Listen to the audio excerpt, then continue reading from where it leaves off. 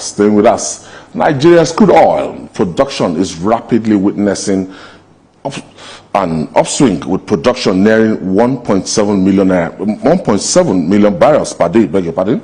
This marks a significant increase from 1.2 million barrels per day recorded in April. The Group Chief Executive Officer of the National Petroleum Company Limited, that NNPCL military, who gave the information at an engagement in Lagos, emphasized the need to tackle insecurity in the oil and gas sector for maximum production. As military succinctly put it, solving the problem of oil theft in Nigeria is key to the needed reform in the sector. Jide, 1.7 million barrels per day. Why are we celebrating this? I thought the normal maximum that projection is 2 million barrel, an estimation of 2 million barrels per day. No, it's just providing information to show that there is an improvement.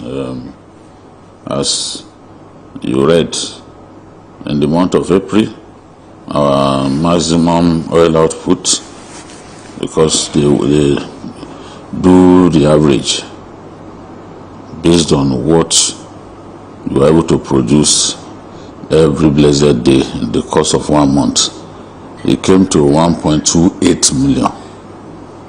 So there's a big difference between 1.28 million and something in the region of 1.7 million. So it shows improvement. It shows that we are getting there gradually. And it is significant for us to produce a lot more. I know that Nigeria can do even 2.5 million barrels a day if we are serious.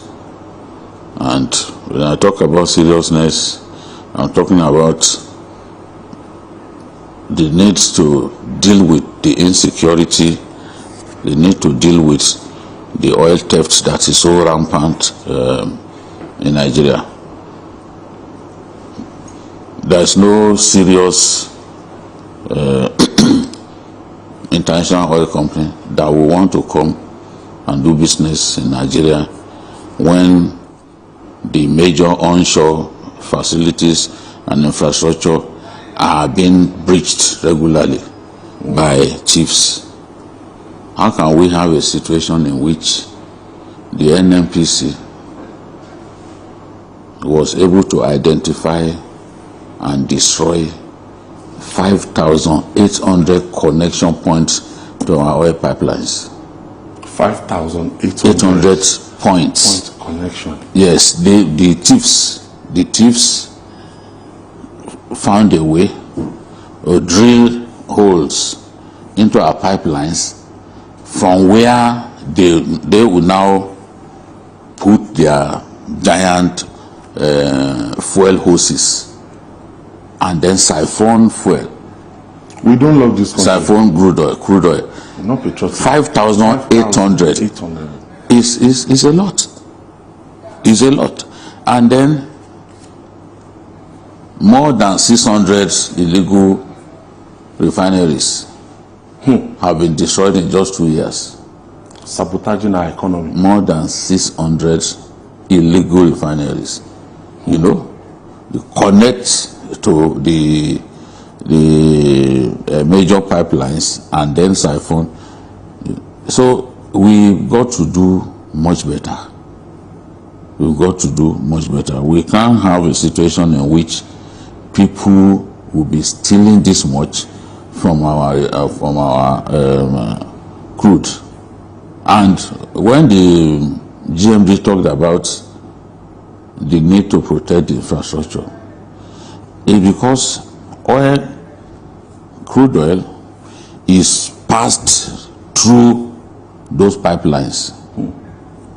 But because they continually steal through pipelines, oil majors, oil producers in our country, the OICs, the IOCs, international oil companies, have now resorted to barging.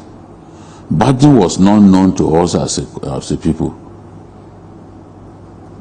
Because with when you resort to bargain, you can only take a little quantity and then take to the export terminal. So everybody is now resorting to bargain. It means that you take a small portion, transport to the export terminal, because when you use the pipelines, they are likely to steal what you have produced. Another aspect to this is that I was shocked when I was told that Dangote was bringing crude oil from America.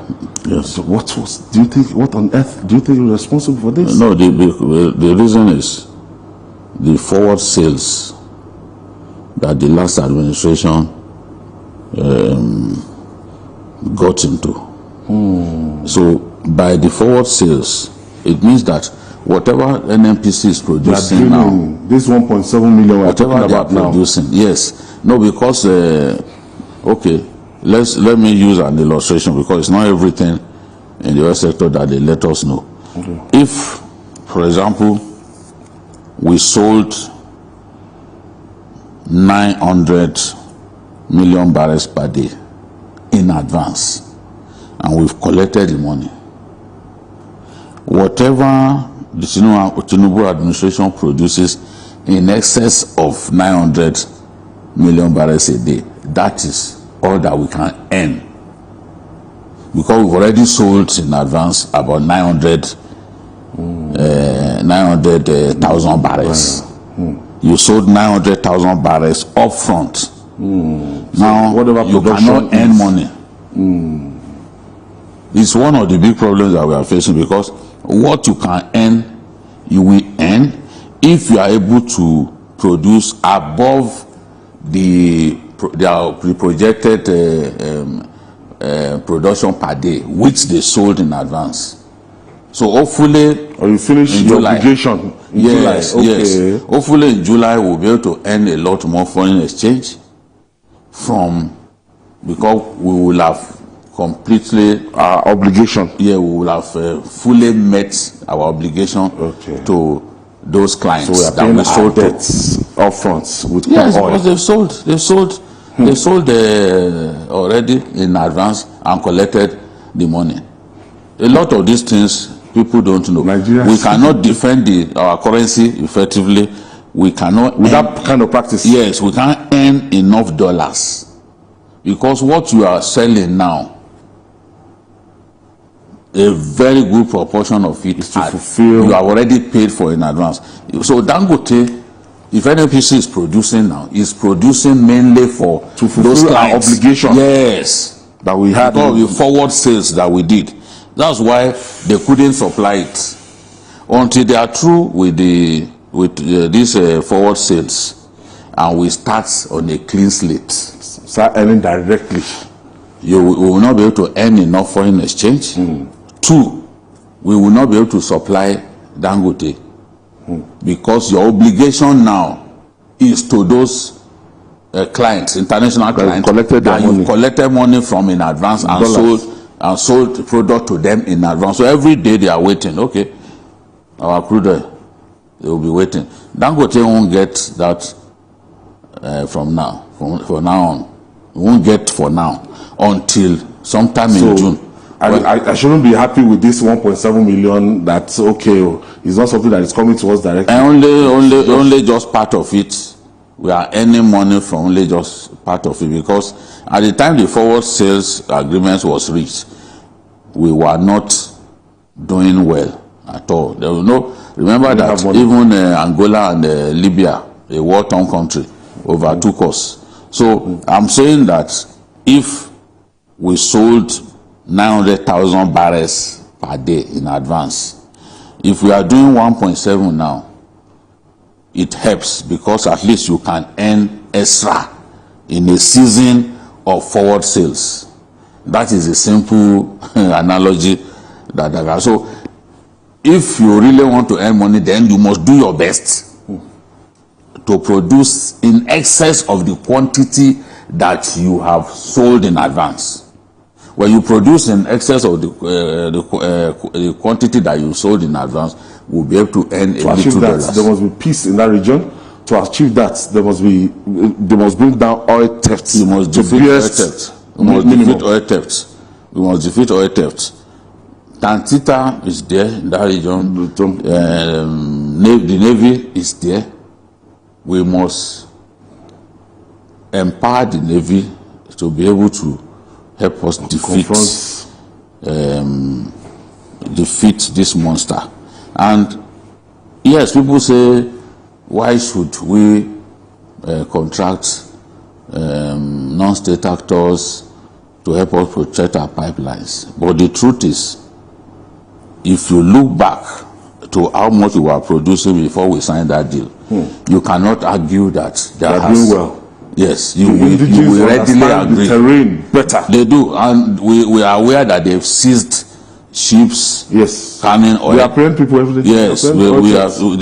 Even terminals, illegally created terminals, connected to our pipelines. They have identified some and even made arrests. So you cannot say they've not done anything. I would want a situation in which the Navy, what's it called, civil defense, are the ones actively involved in doing this for us, instead of hiring non-state actors. But the truth is what it is. If I discover that you can help me to make a little more money, if they are not protecting it, they will be breaching it. Of course, there will be more. They connive with people to breach it. Than we are. So it's better just give them that job. That's what they've been doing for years now. 5,000. 800 points.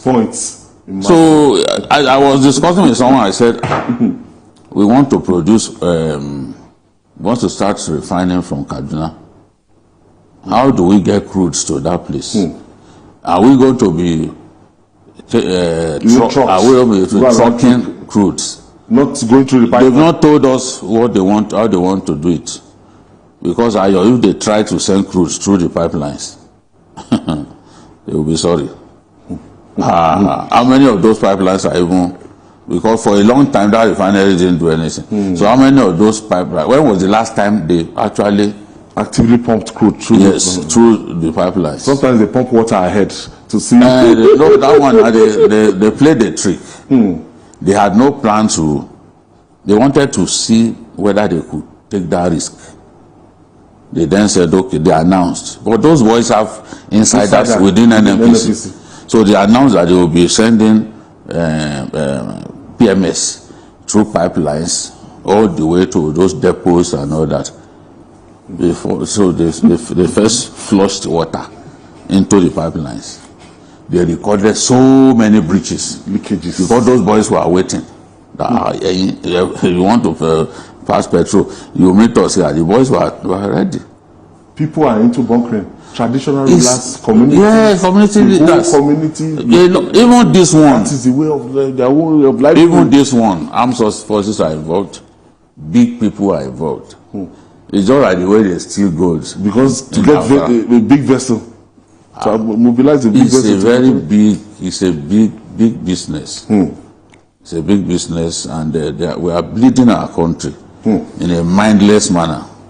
Our country, if our country produces 2,500 barrels of 2.5 million barrels of crude oil a day, this dollar illiquidity that we are facing will not be there, because you will earn enough. So the scarcity of dollars will become a thing of the past. Let's try it. Do 2.5 million barrels a day and see whether we will not earn enough dollars to solve this problem of dollar. Do we have the capacity? No. NNPC does not have the capacity. They know it. They know I'm not lying. They know. If they give them a Bible to say, can you do this on your own? Or they give Mele carry a Quran. Wallahi, Mele Kwari will not be able to say that, except if he's prepared to die. He won't take a Quran and say we can do 2.5 million barrels a day. No.